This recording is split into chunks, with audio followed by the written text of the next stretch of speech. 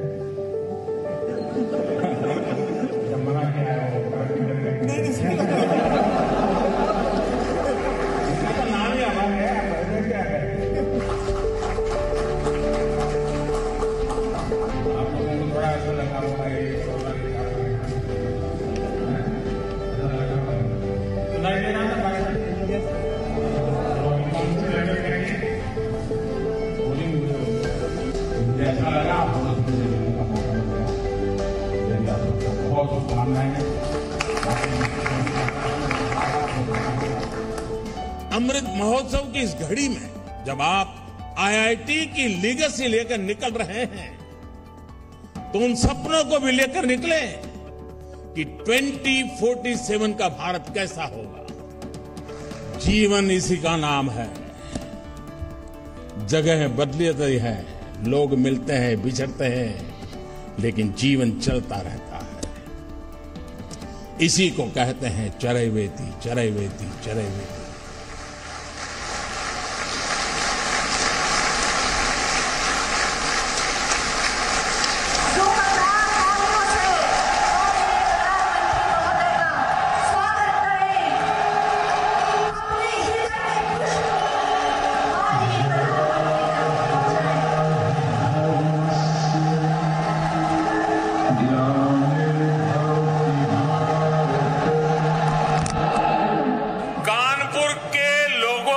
मिजाज है, जो कानपुरिया अंदाज है,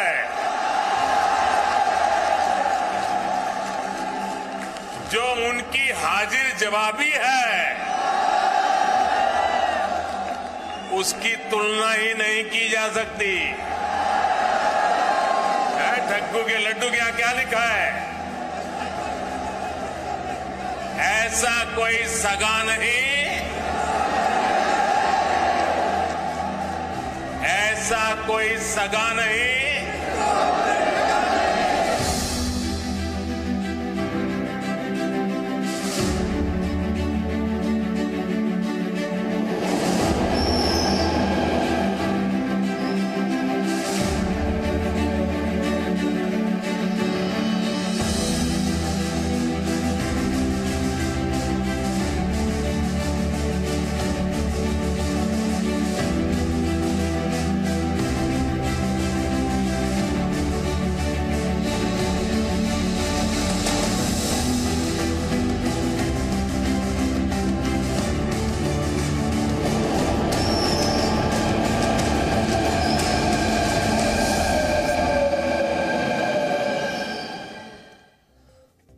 प्रधानमंत्री मोदी कानपुर के लोगों के जो अंदाज है उसको बहुत अच्छी तरीके से समझते हैं और उन्होंने आज कानपुर के लोगों के उस खास अंदाज में ही उनके साथ बातचीत की, उनके साथ संवाद किया और इसीलिए वो कह रहे थे, जब आपने देखा होगा कि ऐसा कोई सगा नहीं, ये वाला जब उन्होंने एक स्टेटमेंट दिया, कानपुर के जो लोग हैं या जो यूपी के लोग हैं वो अच्छी तरह से समझते हैं कि इसका क्या मतलब है।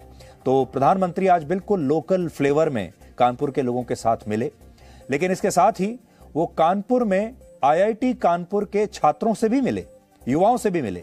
और इस समारोह के दौरान कुछ छात्र ऐसे थे जिन्होंने जो दूसरे हॉल में वर्चुअली प्रधानमंत्री का भाषण सुन रहे थे, यानी मेन हॉल में नहीं थे, और प्रधानमंत्री ने अचानक अपने भाषण के बाद इन छात्रों से भी मुलाकात करने का फैसला किया। अपना भाषण समाप्त करके वो दूसरे हॉल में चले गए और इस दौरान छात्रों से बड़े हल्के फुल्के अंदाज में उन्होंने बातचीत की और प्रधानमंत्री ने इस कार्यक्रम से आत्मनिर्भर भारत का मंत्र भी देश को भी दिया और इन युवाओं को भी दिया। और आप ये भली भांति जानते हैं कि बीते वर्षों में किस तरह आत्मनिर्भर भारत की नींव तैयार करने के लिए, आपका काम आसान करने के लिए देश ने किस तरह काम किया है। पिछले 7 सालों में देश में startup India, stand up India जैसे प्रोग्राम शुरू हुए, अटल इनोवेशन मिशन और पीएम रिसर्च स्कॉलरशिप के जरिए देश युवाओं के लिए नए रास्ते बना रहा है। अपने जीवन में उन चीजों को भी महत्व दीजिएगा जो जरूरी नहीं कि हमें टेक्नोलॉजी की मदद से ही मिलती हो। आप इंटरनेट ऑफ थिंग्स पर जरूर काम करिएगा, लेकिन इमोशन ऑफ थिंग्स को भूल मत जाइएगा। आप आर्टिफिशियल इंटेलिजेंस के बारे में जरूर सोचिएगा, लेकिन ह्यूमन इंटेलिजेंस को भी याद रखिएगा। आप कोडिंग करते रहिएगा, लेकिन लोगों के साथ अपना कनेक्ट भी बनाए रखिएगा।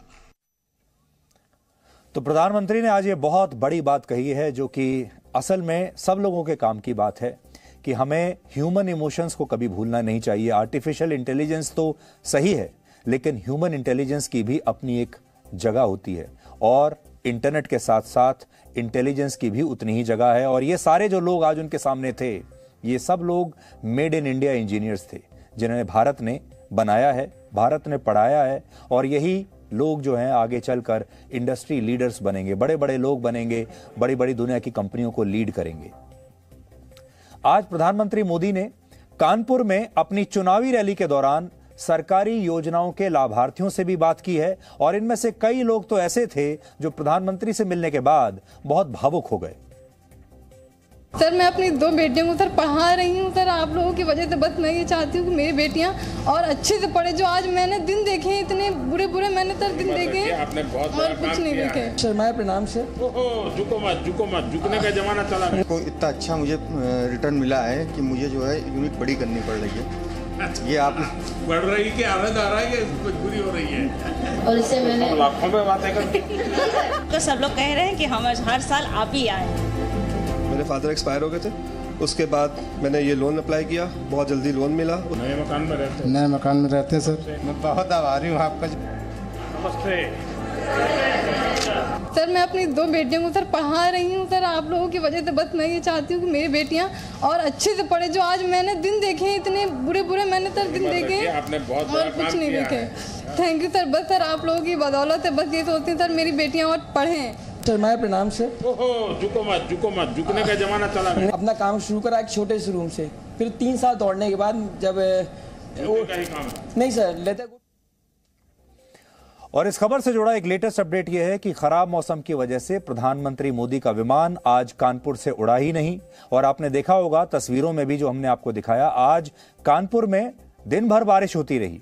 और खास बात यह आपको देखने को मिली होगी कि बारिश होती रही, पानी बरस रहा था, लेकिन इसके बावजूद हजारों लोग सड़कों पर खड़े हुए थे, भीगते रहे, लेकिन वो प्रधानमंत्री मोदी की एक झलक देखना चाहते थे। और इसी तरह से आपने देखा होगा जब वो मेट्रो से जा रहे थे तो भी लोग बारिश के बीच ही अपने घर की छतों पर खड़े हुए थे, मकानों की छतों पर खड़े हुए थे, तिरंगा हाथ में लेकर खड़े थे और सिर्फ इस उम्मीद में कि इस खिड़की से वो मोदी की एक झलक को देख पाएं या मोदी उन्हें देख लें। तो ये इमोशंस थे जो कि असली ऑर्गेनिक इमोशंस हैं, जो कि प्रधानमंत्री मोदी को आज कानपुर की जनता ने दिए हैं। तो इसी खराब मौसम की वजह से उनका विमान आज नहीं उड़ पाया। अब वो सड़क के रास्ते पहले कानपुर से लखनऊ गए और वहां से फिर वो विशेष विमान से लखनऊ से दिल्ली लौटे हैं। इसकी एक अच्छी बात यह हुई कि पहले तो उन्होंने सोचा नहीं होगा कि वो सड़क से कानपुर से लखनऊ जाएंगे, तो उन्होंने एक रियल टाइम, एक रियलिटी चेक भी कर लिया होगा कि सड़कें उत्तर प्रदेश की कैसी हैं। और कानपुर से जब वो लखनऊ सड़क मार्ग से गए होंगे तो पहले से, क्योंकि उनका ये प्रोग्राम ही नहीं था, तो पहले से ज्यादा कुछ अरेंजमेंट भी नहीं किए गए होंगे, तो उन्हें अपने आप ही अंदाजा आ गया होगा कि उत्तर प्रदेश की सड़कें कैसी हैं। जब आम जनता वहां पर चलती होगी तो वो सड़कें कैसी होती होंगी। तो एक अच्छा इम्प्रॉम्प्टू रियलिटी चेक प्रधानमंत्री ने कर लिया, बेशक मौसम की वजह से ही किया हो। प्रधानमंत्री मोदी ने कानपुर को मेट्रो का जो तोहफा आज दिया है उस पर कुल मिलाकर 11,000 करोड़ रुपए खर्च हुए हैं। इससे ट्रैफिक की समस्या से परेशान लोगों को बहुत राहत मिलेगी। साथ ही उत्तर प्रदेश की आर्थिक राजधानी कहे जाने वाले कानपुर में निवेश की भी संभावनाएं बढ़ जाएंगी और लोगों को तो बहुत सहूलियत होगी ही। किसी भी शहर में निवेश इस बात पर निर्भर करता है कि वहां की लोकल कनेक्टिविटी कैसी है। दूसरी बात यह कि बीजेपी को उम्मीद है कि कानपुर की मेट्रो बहुत सारे लोगों को मतदान केंद्र ले जाने में भी मदद करेगी। कानपुर उत्तर प्रदेश की राजधानी लखनऊ का पड़ोसी जिला है और यहां औद्योगिक इकाइयां बहुत बड़ी मात्रा में हैं। अब औद्योगिक इकाइयां ज्यादा होने से यह जिला पूर्वांचल के दूसरे जिलों को खुद से सीधे कनेक्ट करता है, क्योंकि इन जिलों में व्यापार का मार्ग कानपुर से होकर ही गुजरता है। लोग रोजगार के लिए भी कानपुर ही आते हैं और आप इसे ऐसे समझिए कि कानपुर छोटे शहरों और जिलों के लिए एक बहुत बड़ा बाजार है। इसलिए यहां जो भी बदलाव होगा उसका सीधा असर बाकी के जिलों पर भी पड़ेगा और बाकी के जिलों में रहने वाले लोगों पर भी पड़ेगा। कानपुर में कुल 10 विधानसभा सीटें हैं, जिनमें से 7 फिलहाल बीजेपी के पास हैं। आप समझ सकते हैं कि कानपुर प्रधानमंत्री मोदी के लिए इतना जरूरी क्यों है और आज उन्होंने पूरा एक दिन कानपुर में लगाया है। एक जमाने में कानपुर को मैनचेस्टर ऑफ द ईस्ट कहा जाता था, क्योंकि एक बहुत बड़ा प्रोडक्शन हब था। लेकिन अब उसी कानपुर को दुनिया का सबसे गंदा शहर भी कहा जाता है। और जैसे ही आज 11,000 करोड़ रुपए की मेट्रो कानपुर के लोगों को मिली, उन्होंने मेट्रो के पिलर्स और स्टेशंस पर थूकना आज से ही शुरू कर दिया। यह विकास का सबसे दुखद पहलू है, जिसे आप हमारी इस स्पेशल रिपोर्ट से समझ सकते हैं। कानपुर को वर्ल्ड क्लास इंफ्रास्ट्रक्चर जरूर मिल रहा है, लेकिन कानपुर के लोगों को अपने अंदर सुधार भी लाने की जरूरत है। आईआईटी कानपुर मेट्रो स्टेशन, जहां से पीएम मोदी ने इस पर सवारी की, उसी मेट्रो स्टेशन के पिलर के पास आप देखिए पान मसाला खाकर लोगों ने थूका हुआ है।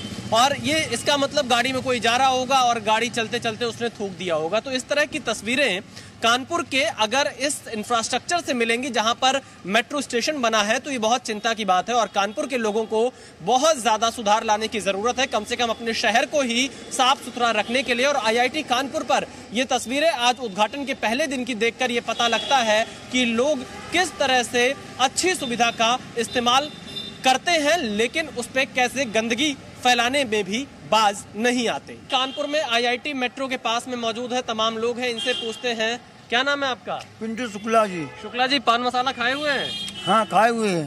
तो पान मसाला खा के अंदर जाएंगे? नहीं जाएंगे, नहीं जाएंगे। वहाँ क्यों जाएंगे? थूकेंगे भी कहीं? नहीं, कहीं नहीं, यहाँ नहीं थूकेंगे, आउट ऑफ जगह थूकेंगे। साफ सफाई का ध्यान रखेंगे? सफाई का जरूर रखेंगे। लेकिन अभी तो आपके मुँह में पान मसाला है। अब हमसे कुछ गलती हुई जो हमने खा लिया, यही हम अपनी गलती को स्वीकार करते हैं। कैसा लगा प्रधानमंत्री ने उद्घाटन किया? अच्छा लगा।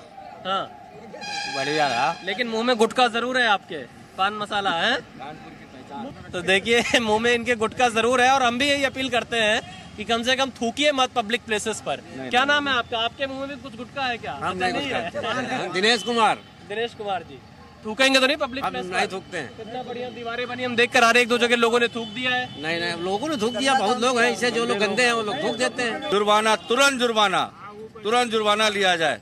जो सिक्योरिटी लगती है, सिक्योरिटी तुरंत जुर्माना ले। देर आपने थूक दिया क्या? अच्छा, जुर्माना किया जाए। जो थूका है वहाँ जुलवाना किया जाए। आपने अभी गुटखा खाया हुआ है? हमने सर वो तो बोल दिया जी। देखिए यहाँ पर ये कह रहे हैं कि हमने गोट लिया, लेकिन ये भी खतरनाक है। आप पब्लिक प्लेस पे मत थूकिएगा। नहीं थूकेंगे ना खाएंगे। आप पक्का वादा कर रहे हैं?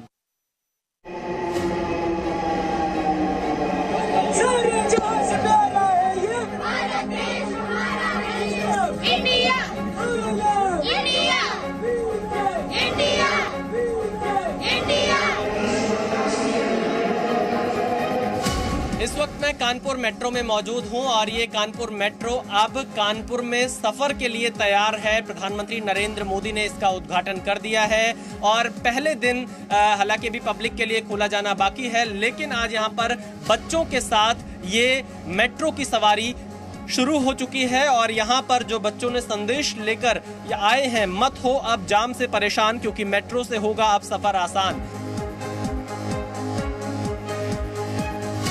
और यहाँ के लोगों में उत्साह भी काफी, और आप बच्चे देखिए तिरंगा हाथ में लेकर इस कानपुर मेट्रो में सवार हैं। India India India India India India. क्या कहना चाहेंगे? आपके शहर में मेट्रो आ गई है अब? बहुत इजी हो जाएगा हम लोग के लिए ट्रैवल करना। जाम भी नहीं मिलेगा क्योंकि मेट्रो में लोग ट्रैवल करेंगे ज्यादा। मेट्रो आपके शहर में चल रही है अब तो? यस।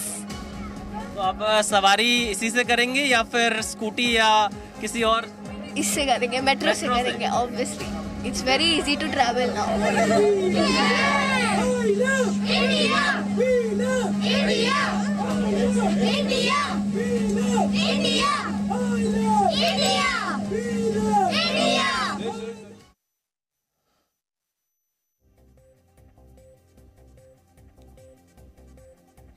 कानपुर में आज क्या हुआ ये तो हमने आपको बता दिया, लेकिन कानपुर हमारे लिए इतना जरूरी क्यों है और कानपुर का इतिहास क्या है, आज आपको लगे हाथों ये भी बता देते हैं।